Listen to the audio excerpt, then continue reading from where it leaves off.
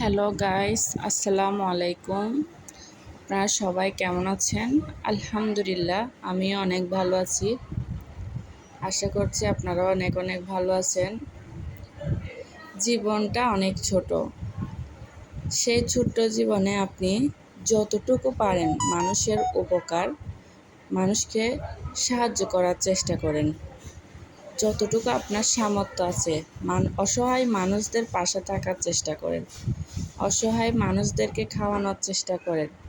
তাহলে দেখবেন জীবনটাকে অনেক ধন্য মনে হবে। যাই হোক, আমি আজকে রান্না করতেছি বিরিয়ানি।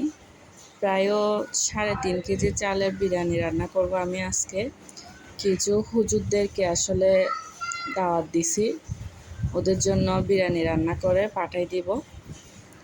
ওদেরকে হুজুর বলতে কাফেলা, আমাদের এখানে কতগুলো কাফেলা আসছে, ওদেরকে আসলে খাবার পাঠাবো আজকে। তো শর্টকাটে ভাবলাম অন্য কিছু না করে বিরিয়ানিটাই বেস্ট হবে, তাই আমি এখানে বিরিয়ানি রান্না করার প্রস্তুতি নিয়ে নিচ্ছি। এখানে আমি দেখতেছেন তেল, পেঁয়াজ, আদা, রসুন, জিরা বাটা, মরিচ, ধনিয়ার গুঁড়া, হলুদের গুঁড়া, লবণ, বিরিয়ানির মশলা। এখানে 3.5 কেজি চালের জন্য আমি 2টা বিরিয়ানির মশলা ব্যবহার করছি।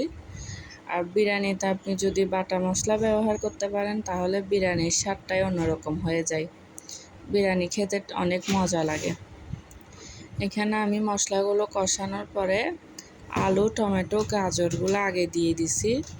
যেহেতু এগুলো একটু সিদ্ধ হতে বেশি টাইম লাগে, তাই আমি এগুলো কিছুক্ষণ সিদ্ধ করে নিচ্ছি। এখানে আমি দুধ দিছি অল্প। সিদ্ধ করে নেওয়ার পরে এরপর আমি মাংসগুলো আগে থেকে ভেজে রাখছি, ওগুলাই দিয়ে দিচ্ছি। কারণ মাংসগুলো যদি আগে দিয়ে দেওয়া হয় তাহলে মাংসগুলা ভেঙে একদম ভাতের সাথে মিক্স হয়ে যায়, মাংসগুলা পাওয়া যায় না। তাই আমি আগে আলুগুলো সিদ্ধ করে তারপর মাংসগুলা দিছি।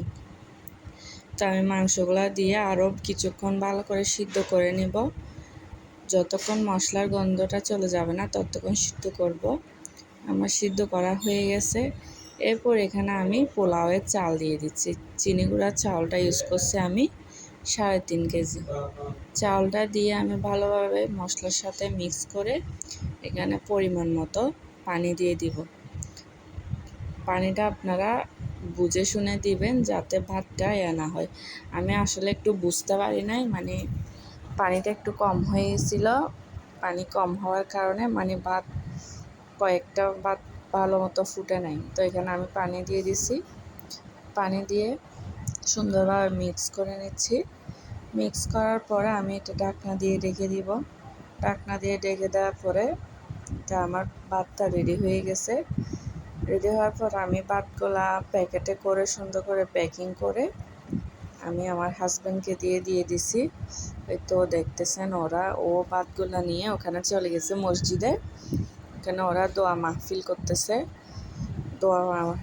সবাই মিলে দোয়া করতেছে। তো কত সুন্দর, কত ভালো লাগতেছে। এদেরকে খাওয়ানোর মজাটাই আলাদা।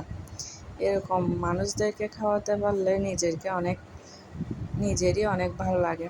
তো ওদের খাওয়ার সিস্টেমটা একটু আলাদা। ওরা বড় একটা থালাতে করে 4 জনে মিলে একসাথে ওরা খায় ভাগ করে। এদের খাওয়ার সিস্টেমটা আমার অনেক ভালো লাগছে।